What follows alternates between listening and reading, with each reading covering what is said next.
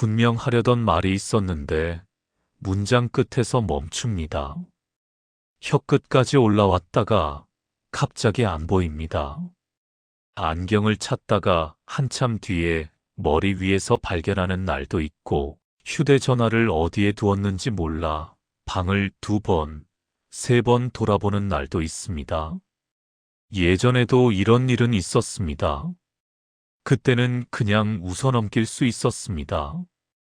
바쁜 하루 탓이거나 잠이 부족했거나 그날따라 정신이 없었다거나 그렇게 생각하고 지나갈 수 있었습니다. 그런데 어느 날부터는 이 작은 멈춤이 달라집니다. 방금 잊어버린 그 단어 하나가 그냥 지나가지 않습니다. 잠깐 일어난 일인데도 마음은 그보다 훨씬 멀리 가 있습니다. 혹시 내 기억이 예전 같지 않은 걸까? 혹시 이건 시작인 걸까? 혹시 나는 조금씩 내가 아니게 되는 걸까? 사람을 흔드는 건 늘 사실 그 자체만은 아닙니다. 깜빡했다는 사실보다 그 사실을 바라보는 마음이 먼저 무너질 때가 있습니다. 그래서 오늘은 건망증을 겁주는 이야기를 하려는 것도 아니고 반대로 무조건 괜찮다고 안심시키려는 것도 아닙니다. 왜 어떤 깜빡함은 그냥 지나가고 어떤 깜빡함은 오래 남는지, 그 불안은 어디에서 커지는지, 그리고 왜 기억에 대한 걱정이 단순한 건강 염려로만 끝나지 않는지, 그 이야기를 조금 천천히 따라가 보겠습니다. 먼저 이런 생각부터 해볼 수 있습니다. 작은 실수 하나가 왜 이렇게 크게 느껴질까? 한 번에 떠오르지 않는 이름 하나. 냉장고 앞에 서서 뭘 꺼내려 했는지 잠깐 멈추는 순간. 방금 들은 이야기를 다시 되묻게 되는 순간. 젊을 때도 이런 일은 있었습니다. 그때는 내가 정신이 없었네 하고 넘어갔습니다. 지금은 다르게 느껴집니다. 이 차이는 기억력의 차이만은 아닙니다. 삶을 해석하는 방식이 달라졌기 때문입니다. 나이가 들수록 사람은 몸과 마음의 작은 변화를 그냥 변화로 두기가 어려워집니다. 예전 같지 않다는 감각이 단순한 불편이 아니라 상실의 예고처럼 느껴질 때가 있습니다. 왜 그럴까요? 노년기의 중요한 과제 가운데 하나는 자신의 삶 전체를 하나의 흐름으로 받아들이는 일입니다. 이 시기에는 과거와 현재, 그리고 앞으로 남은 시간을 함께 바라보게 됩니다. 그러다 보니 작은 변화 하나가 눈에 들어와도 그것이 단순히 오늘의 일로 머물지 않고 앞으로 어떻게 될 것인가라는 질문으로 이어지게 됩니다. 그래서 건망증은 늘 기억만의 문제가 아닙니다. 그 안에는 여러 감정이 함께 들어 있습니다. 속도가 느려지는 것에 대한 서글픔, 혼자 감당해야 할 시간이 길어질지 모른다는 걱정, 누군가의 도움이 더 필요해질지 모른다는 불안까지, 말을 잠깐 잊은 것이 아니라 그 순간 내 미래를 너무 멀리까지 생각해버리는 겁니다. 그렇게 생각하면 건망증이 유독 크게 느껴지는 것이 이상한 일은 아닙니다. 이것은 기억의 문제라기보다 남은 시간을 생각하는 사람이 느끼는 자연스러운 감각에 더 가깝습니다. 그런데 여기서 누구나 한 번쯤 마음에 걸리는 질문이 있습니다. 나이 들며 생기는 건망증과 그냥 넘기기 어려운 변화는 무엇이 다를까? 이 질문은 중요합니다. 너무 가볍게 넘기는 것도 문제지만 모든 깜빡함을 공포의 신호로 읽는 것도 사람을 지치게 만들기 때문입니다. 나이가 들면 단어가 바로 떠오르지 않을 수 있습니다. 새로운 것을 익히는 속도가 조금 느려지기도 합니다. 물건을 어디에 두었는지 순간 생각나지 않아도 조금 지나면 다시 떠오르거나 힌트를 얻으면 연결되는 경우가 많습니다. 일상 전체의 흐름이 크게 달라지지는 않습니다. 이런 변화는 뇌가 나이와 함께 정보를 처리하는 속도나 방식이 조금씩 달라지는 것과도 관련이 있습니다. 반면에 조금 더 신중히 살펴봐야 하는 경우는 다릅니다.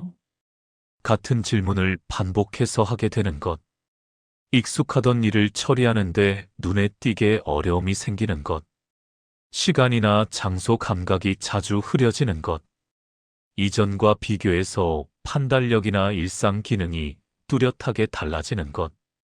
핵심은 한 장면이 아니라 반복되는 패턴과 생활 기능의 변화입니다.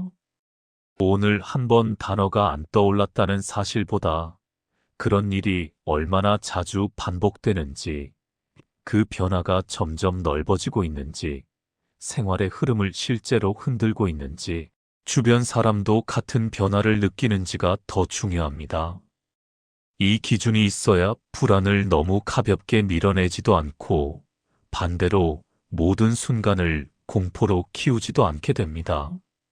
미국 국립노화연구소와 치매 관련 공공정보 사이트에서도 기억 문제를 살펴볼 때 일상 기능의 저하와 반복되는 패턴을 중요하게 봅니다.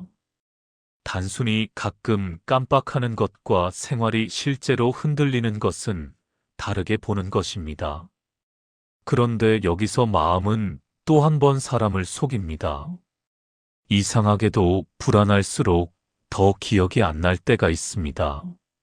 무언가를 잊은 순간 큰일 나는 것 아닐까 하는 생각이 세게 들어오면 그 다음부터 머릿속은 기억을 찾는 일보다 위험을 확인하는 일에 더 매달리게 됩니다. 말이 안 떠오를수록 마음은 더 급해집니다. 그리고 더 급해질수록 더 안 떠오릅니다. 이럴 때 사람은 종종 이 정도면 기억력이 정말 무너지는 건가 보다 하고 느낍니다. 하지만 실제로는 기억이 완전히 사라졌다기보다 기억으로 가는 길목이 불안으로 막혀 있는 경우도 많습니다. 불안은 생각을 차분히 정리하는 힘을 빼앗습니다.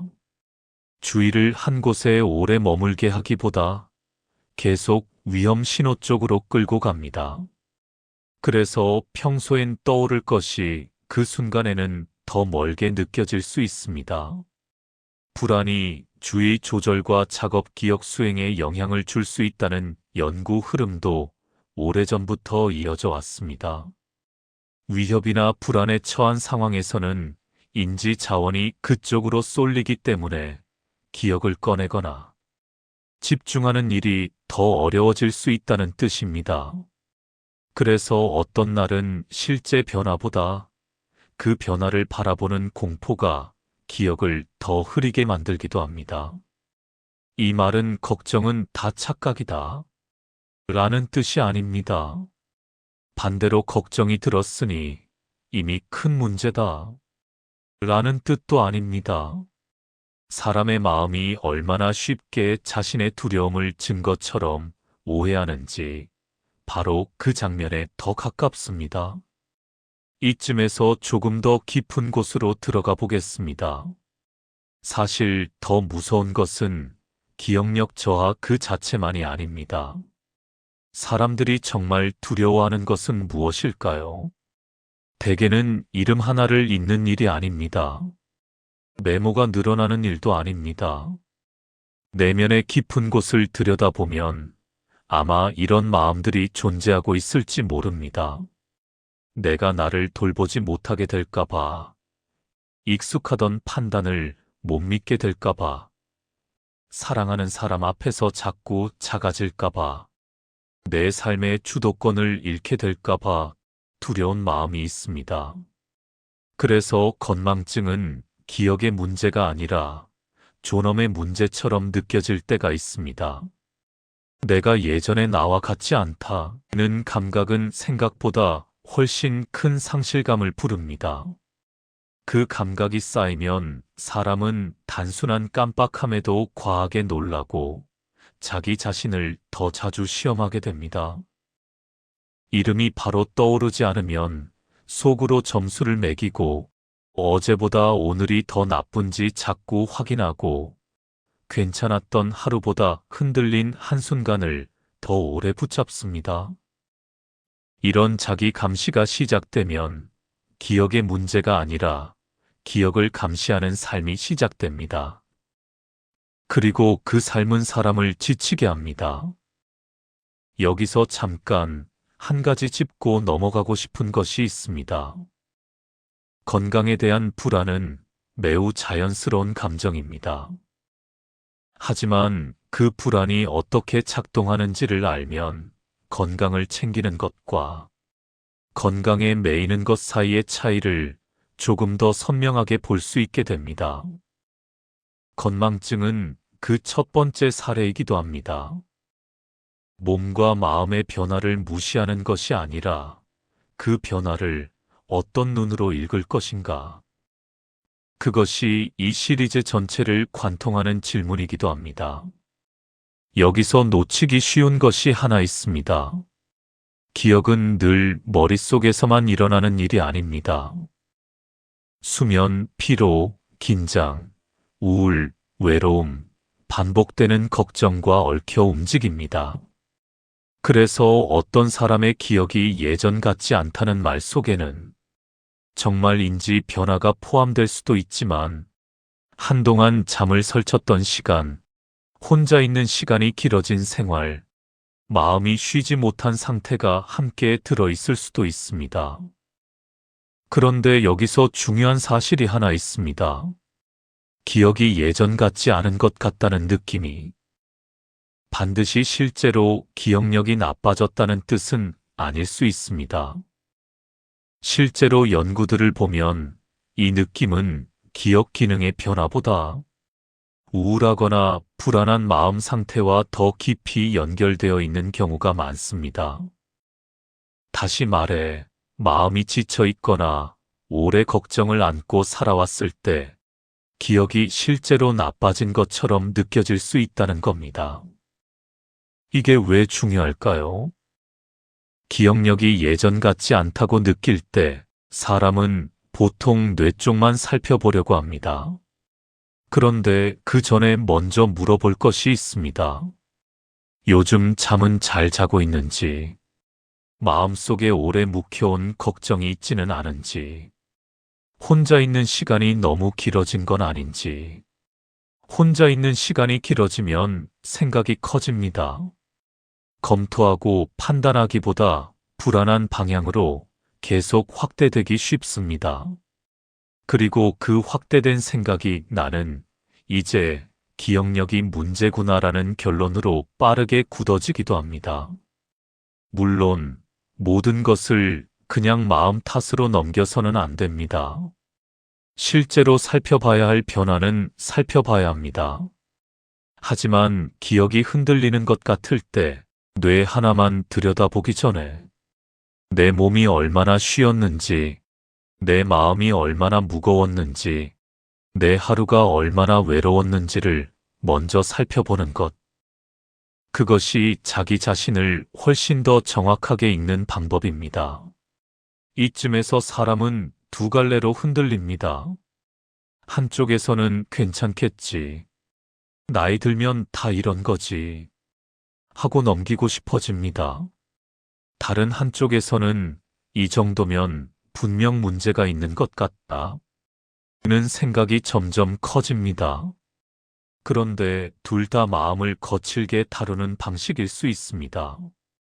지나치게 가볍게 넘기면 실제로 살펴봐야 할 변화를 놓치게 됩니다. 지나치게 겁을 먹으면 기억을 감시하는 삶이 시작됩니다. 그리고 그 감시 자체가 다시 기억을 더 흐리게 만드는 악순환을 부릅니다. 그래서 필요한 것은 무조건 안심하는 것도 아니고 자기 자신을 겁주는 것도 아닙니다. 변화를 정확히 읽는 태도입니다. 가끔 단어가 늦게 떠오르고 잠시 멈칫하다가 다시 연결되고 생활의 큰 흐름은 유지되고 있다면 그 장면 하나만으로 스스로를 몰아세울 필요는 없습니다. 반대로 변화가 반복되고 일상 기능이 흔들리고 주변도 눈에 띄는 차이를 느낀다면 혼자 상상 속에서 판정하기보다 실제로 확인해 보는 쪽이 훨씬 정확합니다. 불안을 기준으로 삼는 것이 아닙니다. 하지만 변화도 무시할 이유는 아닙니다. 그리고 여기서 조금 더 깊은 질문으로 넘어가 보겠습니다. 있는 순간보다 스스로를 잃는 기분이 더 아플 때가 있습니다. 건망증이 두려운 이유는 잊어버리는 일 자체보다 그 일을 통해 내가 조금씩 낯설어지는 느낌을 받기 때문일지 모릅니다. 어떤 날은 무언가를 깜빡하고 나서 망각, 그 사실 자체보다 그 뒤에 당혹스러운 감각 또는 그런 나의 얼굴이 더 마음에 남습니다. 실수한 사람의 표정이 아니라 갑자기 자신을 못 믿게 된 사람의 표정입니다. 그 표정 속에는 기억력만이 아니라 노화에 대한 두려움, 의존에 대한 두려움, 홀로 남는 시간에 대한 두려움까지 함께 들어 있습니다. 그 사실을 알게 되면 사람은 자기 자신을 조금 덜 몰아세우게 됩니다. 오늘 한번 멈췄다고 해서 내 삶 전체가 곧바로 무너지는 것은 아닙니다. 그리고 어떤 불안은 문제가 커져서 생긴 것이 아니라 문제를 너무 성급하게 미래의 상실로 번역했기 때문에 커지기도 합니다. 이제 기억과 정체성의 연결을 조금 더 들여다보겠습니다. 왜 기억에 대한 두려움이 이토록 깊은 곳을 건드릴까요? 사람에게 기억은 단순히 과거를 저장하는 창고가 아닙니다. 기억은 나는 누구인가를 구성하는 재료이기도 합니다. 내가 어떤 사람이었는지, 어떤 선택을 해왔는지, 누구를 사랑했는지, 무엇을 힘들게 견뎌냈는지, 그 모든 것이 기억으로 이루어진 나 자신의 이야기입니다. 그래서 기억이 흔들린다는 것은 단순히 정보를 잃는 것이 아니라 내 이야기의 연속성이 끊길 수도 있다는 감각으로 이어집니다. 그리고 그 감각은 정체성에 대한 불안으로 깊어지게 됩니다. 노년기에 이 불안이 더 예민하게 작동하는 데에도 이유가 있습니다. 이 시기는 많은 사람들이 자신의 삶 전체를 돌아보고 그것을 하나로 받아들이는 작업을 하는 때이기도 합니다. 그 과정에서 기억의 연속성은 단순한 기능이 아니라 자기 삶의 의미를 붙드는 것과 연결되어 있습니다. 그래서 건망증에 대한 두려움은 기억력에 대한 두려움이기도 하지만 동시에 내가 내 이야기를 잃게 될까봐 하는 두려움이기도 합니다. 이 점을 이해하면 왜 어떤 분들이 작은 건망증 앞에서도 그토록 심하게 흔들리는지가 조금 다르게 보입니다. 그것은 나약함이 아니라 자기 자신을 잃고 싶지 않은 마음입니다.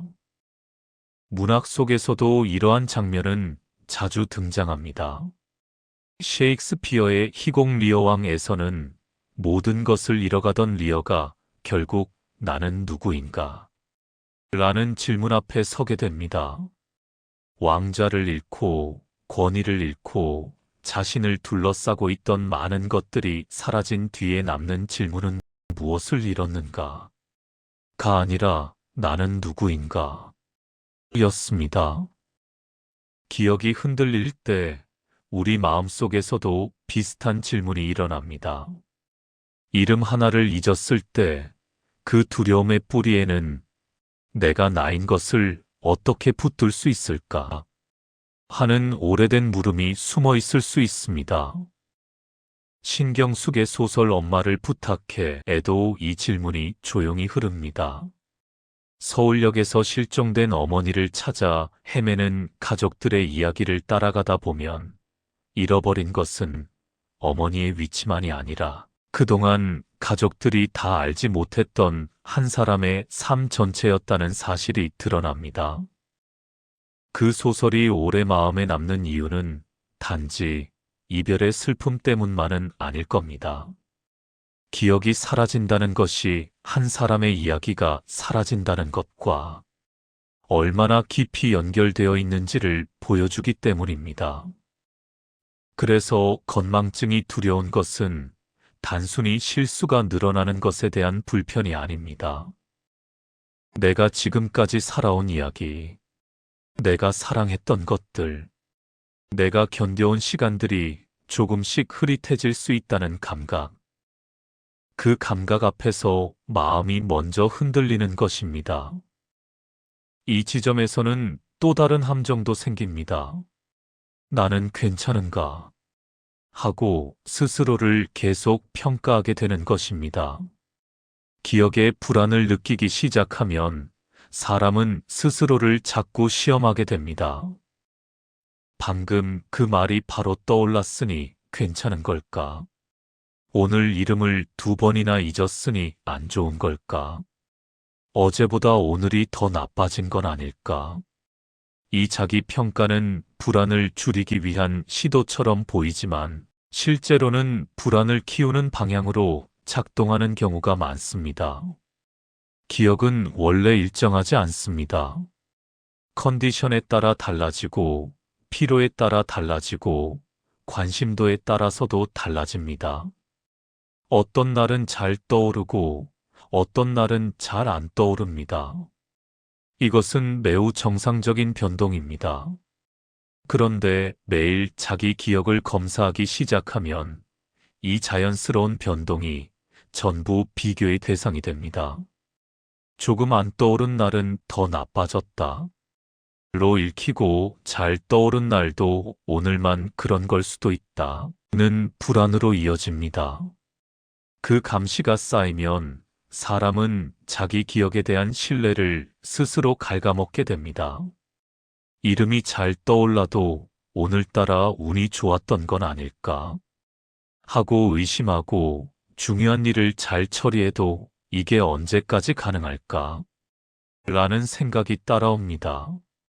이것은 기억력의 문제가 아니라 기억을 대하는 마음의 문제입니다. 그렇다면 어떻게 하면 좋을까요? 여기서 가장 중요한 것은 기준을 바꾸는 일입니다.